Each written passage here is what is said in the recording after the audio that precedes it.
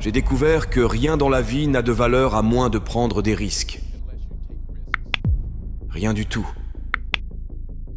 Nelson Mandela a dit qu'il n'y a pas de passion à jouer petit et à se contenter d'une vie qui est en deçà de ceux dont tu es capable de vivre.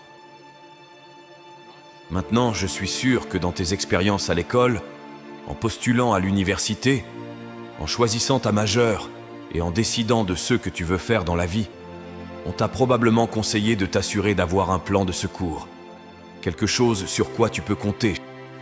Mais je n'ai jamais compris ce concept, avoir quelque chose sur quoi compter. Si je dois tomber, je ne veux rien sur quoi retomber, sauf ma foi. Je veux tomber en avant. Je pense qu'au moins de cette façon, je verrai ce que je vais frapper. Tomber en avant, c'est ce que je veux dire.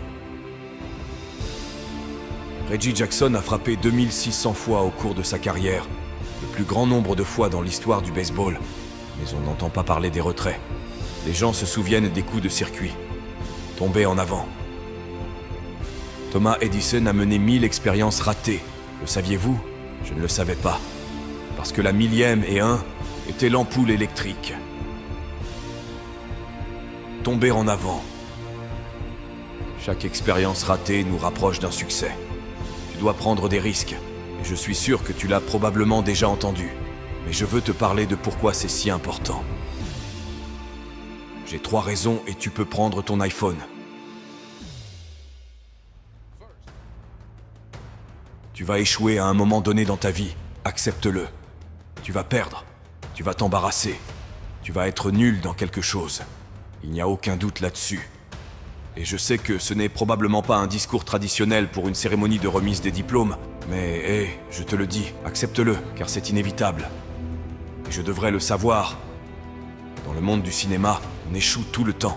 Plus tard dans ma carrière, j'ai auditionné pour un rôle dans une comédie musicale de Broadway. Un rôle parfait pour moi, je pensais. Sauf que je ne sais pas chanter. Je n'ai pas eu le rôle. Mais voici la chose. Je n'ai pas abandonné. Je ne suis pas tombé en arrière. Je suis sorti de là pour me préparer pour la prochaine audition, et la suivante, et la suivante. J'ai prié. J'ai prié. Et j'ai prié. Mais j'ai continué à échouer, et à échouer, et à échouer. Et cela n'avait pas d'importance, car tu sais quoi? Il y a un vieil adage. Si tu traînes dans le salon de coiffure assez longtemps, tôt ou tard, tu auras une coupe de cheveux. Donc, tu vas obtenir une opportunité. Et j'ai eu cette opportunité. L'année dernière, j'ai joué dans une pièce appelée Fences à Broadway. Comme quelqu'un en a parlé. J'ai remporté le Tony Award.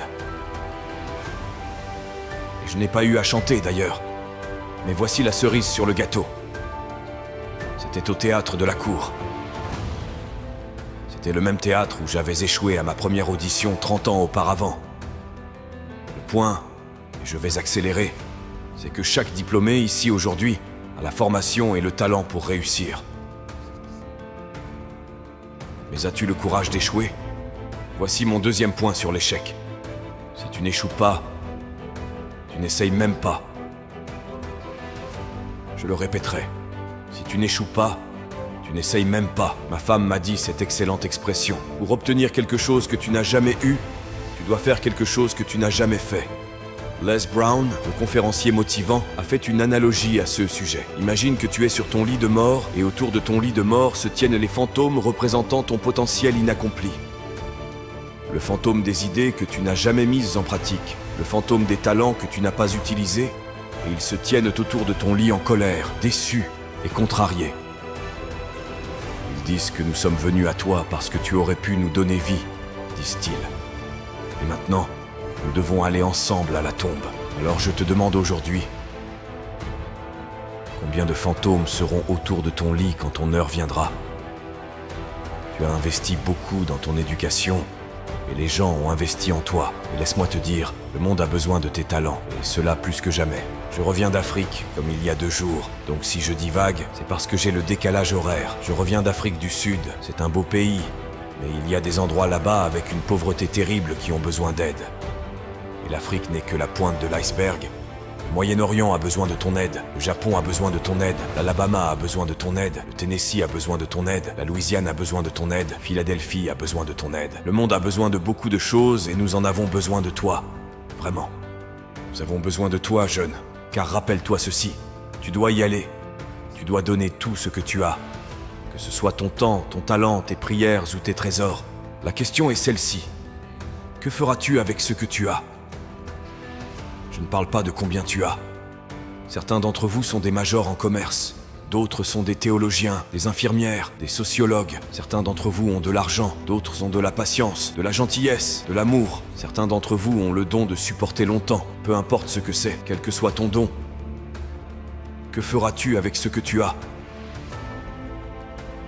Bon, maintenant voici mon dernier point sur l'échec.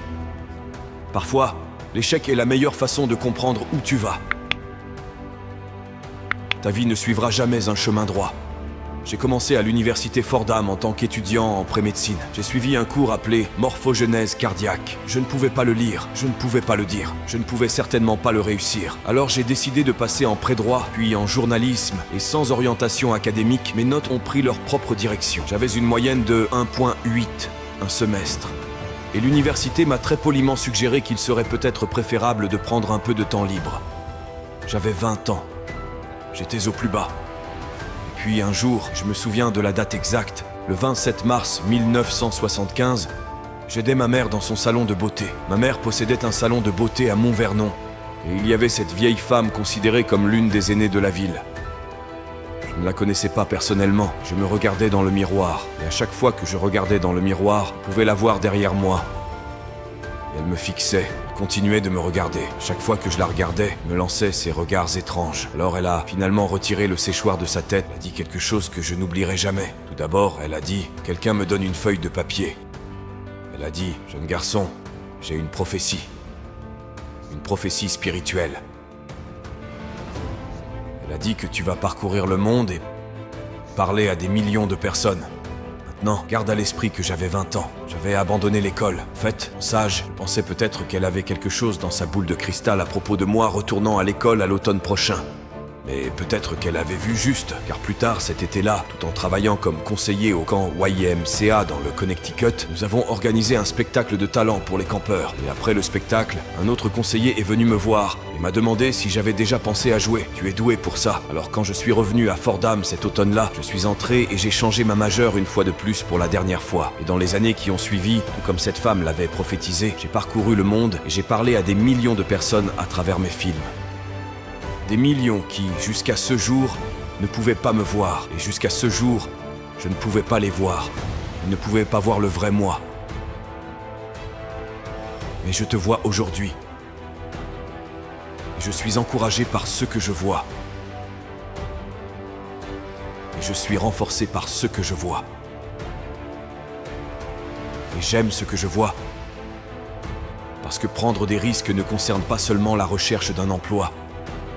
Cela concerne aussi le fait de savoir ce que tu sais et ce que tu ne sais pas. Cela concerne le fait d'être ouvert aux gens et aux idées. Dans le film, le personnage que je joue commence à faire de petits pas, de petits risques.